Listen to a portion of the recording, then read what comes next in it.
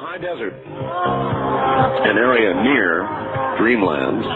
It's just over the hill there. I'm Art Bell, and you're listening to the independent American CBC radio network.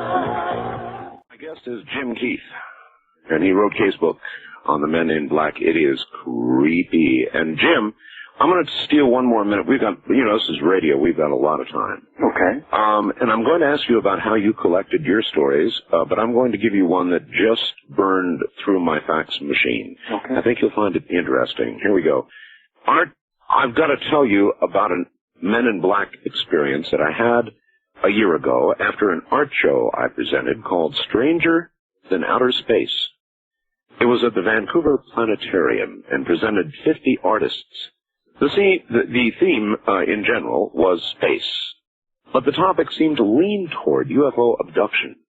The show was received very well, and we had over 1,500 people come to our opening night. Lots of people seemed to be open to the whole UFO idea. Anyway, the visitations started happening shortly after I started sending out the press releases.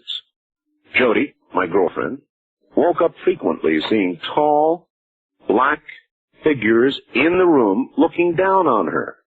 Other times it would be simple mysteries, such as coming home to an apartment that had obviously been tampered with.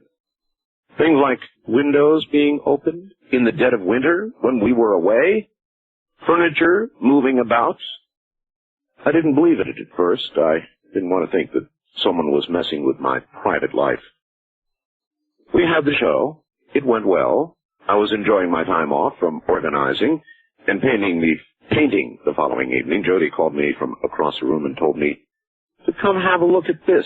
So I looked out the window from my third floor and looked down into the alley. There, I saw two tall men, both in black, both wearing black baseball caps covering their faces. They were just standing there, staring up at us.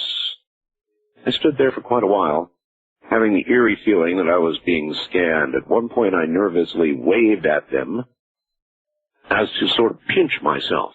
One of them coldly put his hand in the air, confirming that it was us they were looking at. Just then, the phone rang. It was one of the other painters from the art show. He began telling me about a strange dream he had had about a saucer. Jody looked over me and said, they just disappeared. Disappeared. And she had a look on her face that I'll never forget. I ran to the window and saw they were gone. But she said, not gone, but disappeared. That's from Mark in Vancouver, BC, Canada, Jim. Fairly classic, eh? Well, I don't know. You tell me. Is it classic? It sounds right on the mark, really. No pun intended, but there are dozens of these things, and you get that same sort of thing in the 1700s with people. Well, for instance, during the plagues in the Middle Ages, there were literal armies of men in black manifesting back then. Sometimes they had sort of medieval trappings about them. They'd be carrying scythes. They'd be seen before outbreaks of the plague. These guys have been around for a while. Before outbreaks of plague? Exactly.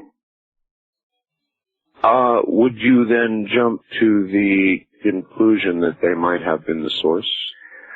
It's quite possible, and there are other ways that we could look at this as well. To me, one thing that I've looked at is that reality is maybe a little bit more edgy and malleable than we normally give it credit for.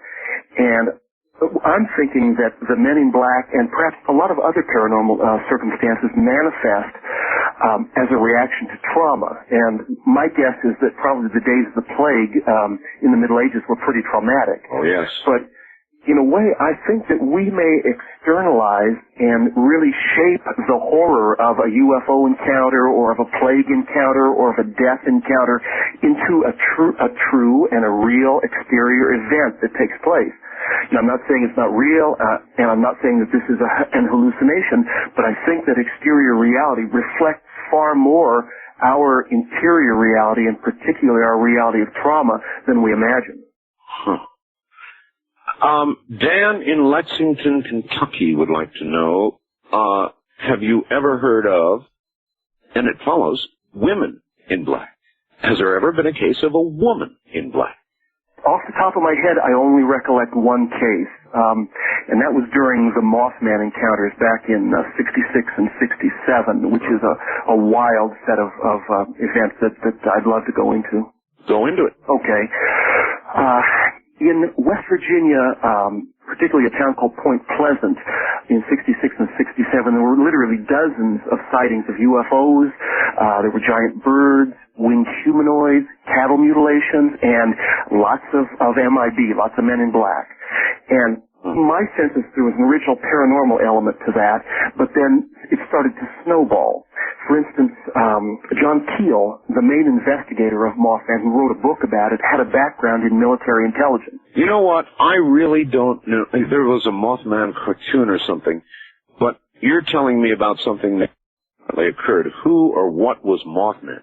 Mothman was this huge, weird-looking humanoid with big wings that there were probably at least 100 sightings of this guy in West Virginia. In fact, there were a few varieties of Mothman and giant birds. It's an extraordinary UFO slap, as it were. Another guy that investigated the Mothman was Gray Barker. He was a famous UFO writer back in the 50s. He also happened to be a prolific hoaxer. But while I think that it might have started out with a paranormal element, I think it may have been that the government tweaked this and they used it as a psychological operation or a test tube to try out various forms of psychological control. And it may have been that there was advanced testing going on nearby, but it seems to have been a conglomerate of real paranormality and plus heavy government involvement as well as hoaxing. Anybody who is interested in the paranormal has to read the Mothman Prophecies by John Keel. All right. Well, you know, as in the fax that was sent to me a little while ago, if I were doing this sort of work, which I do, now that I think about it, and I were to look out my window and there were to appear two men in black just standing there, just staring, whose faces I could not make out, and I stared back, and then finally one of them raised their hands to indicate they meant me, I would take that as a very dire message indeed. Mm-hmm. Mm-hmm. And now that I've said it, I'll probably have exactly that happen. Yeah, that may go along with what I was talking about, externalizing your viewpoint. If you're paranoid of something, it's no doubt going to end up on your doorstep. Just about everything else has happened to me, so why not the Men in Black? All right, any other case histories that you'd care to lay on us that you personally consider to be the more interesting? You know, if I may, Art, could I be real mercenary here and give a number where people could get a copy of the book? Of course. Okay. Okay, it's a casebook on the Men in Black, and it costs $14.95. Oh, is that all? Yeah, and you can get it at 1-800-680-INET, I-N-E-T, 1-800-680-INET. All right, I like numbers better. Do you know what the numbers are? In fact, I don't. You don't? I don't. See, that makes everybody converted. 1-800-INET. So that would be 1-800-4... Yeah. Let me do it. 4-6-3-8.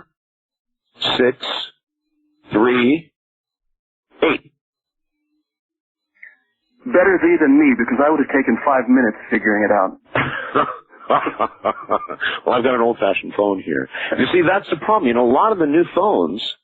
don't put that on there for you. I mean, they've just got numbers, so you've got to remember to give it both ways. I have learned. So okay. $14 and how much? $14.95. All right, it's a pretty good sized book too, isn't it? It's over 216 pages, so it's a good sized book. Anyway, be my guest. What else can you tell us about the Men in Black? Well, there are many, many interesting encounters. One that I find quite fascinating is that apparently Adolf Hitler encountered a man in black. Oh?